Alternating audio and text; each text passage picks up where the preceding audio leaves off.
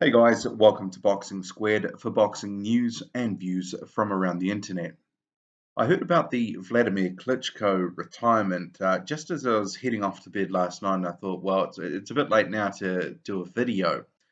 And then I thought, well, I'll just wait on it, and I'll do one sort of a day later, after I get home from work, just to have a think about really what I wanted to say about Vlad, because I think it would have been easy just to do a short piece and then move on. And I wanted to actually put a little thought into this because the guy has been both very good and somewhat bad for boxing. And let me qualify this, and I will in the piece. So I think that time will be kind to Klitschko, much the same as it has been to Lennox Lewis.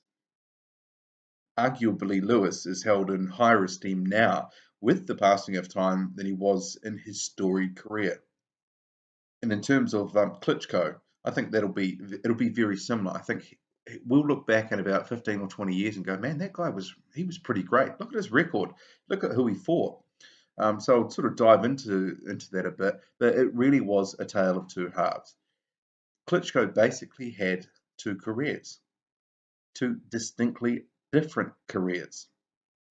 So after he turned pro following his gold medal performance at the '96 Olympics, Klitschko was a very exciting fighter. He was a real swashbuckler. He'd throw down, he'd get into firefights in the ring, and obviously, as we know, if you do that, there's a chance of being caught. So in that first part of his career, he did pick up the WBO strap from Chris Bird in 2000, and he held it for a few years.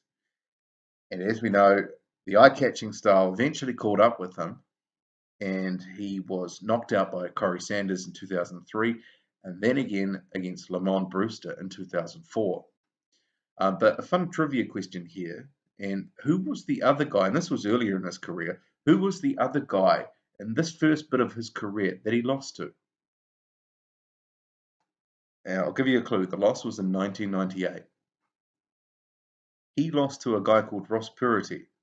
I've got to say, I don't know that guy well, but if you knew that off the top of your head, then you are truly a hardcore Klitschko fan.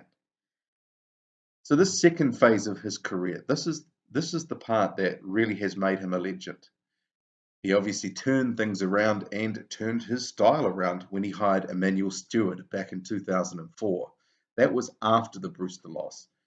And he became a much more disciplined fighter, a defensive tactician, that jab and grab style that he became so famous for. And I've got to say, the complete 180 in style and the fact he became so successful is a testament to Vladimir's determination, dedication, and I think above all, his humility. He was basically able to swallow his knob, put aside his ego, and reinvent himself. I'm sure in the beginning it would have felt unnatural, it would have been difficult, and he probably questioned it. But clearly the results are undeniable.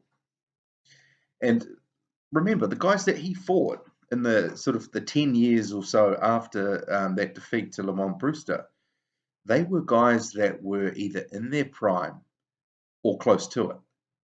Let's have a quick look at some of those names.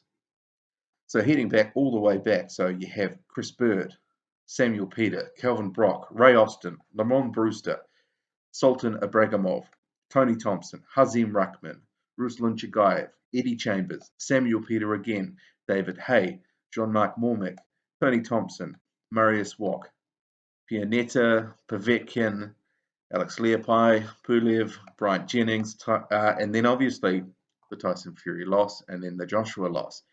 But until that Tyson Fury loss, man, he was collecting names and also collecting quite a few O's. It must be said, though, and here comes the balance to me waxing lyrical about his career, his successful but generally boring style, it did turn many heavyweight fans off. He was also fighting away from the eyes of many fans in Germany. Time difference, sometimes it doesn't make for great TV viewing. It's fair to say that popularity in general for heavyweight boxing, it did dip during the Klitschko era. Yeah, in part, I think that was mainly because there were no real challenges that could crack open the code to beat prime Klitschko. Some fans, and I think they're right to point this out, felt that he'd locked up the division and there was barely a scrap of excitement at times. So the sheen on his legacy probably isn't as bright as some others because of that. But what will take care of that is time. Like Lennox Lewis, the unexpected losses, they'll be minimized or forgotten. The achievements, they'll stand out more. I mean, face it, the guy was in almost 30 championship fights, and he won most of them. A 69-5 record. That is pretty amazing. We're going to look back and go, wow, that guy was pretty good. Consider this, though, as well. If an out of sorts Klitschko, if he hadn't have lost to the boss that is Tyson Fury, he may never have had that truly awesome fight with Anthony Joshua. Probably wouldn't have happened, or wouldn't have happened in that way. Klitschko wanted to be adored. That much was clear. And what better way to go out than on the back of high praise from an often fickle fan base that is the boxing community? And let's face it, the retirement also clears the way for the division, for the future. The division can move on, and we can look forward to the next generation of great fighters stepping up. Some already have. Time, in my view, will be kind to Klitschko. I believe it was the right time to go. And we can all say thanks, Vlad. You were great, but see you later. Okay, that's it from me. Hit like and subscribe. Keen to hear your thoughts on this one as well. I'm out.